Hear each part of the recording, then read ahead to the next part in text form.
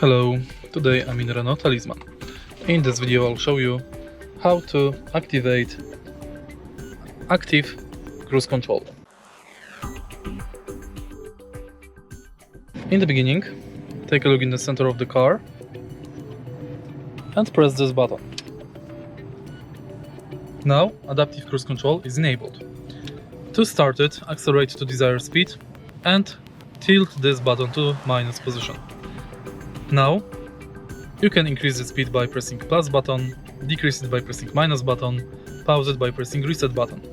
To change distance from the following car, press this button. To disable adaptive cruise control, switch the button in the middle to middle position. If you find this video helpful, please leave like, comment and subscribe.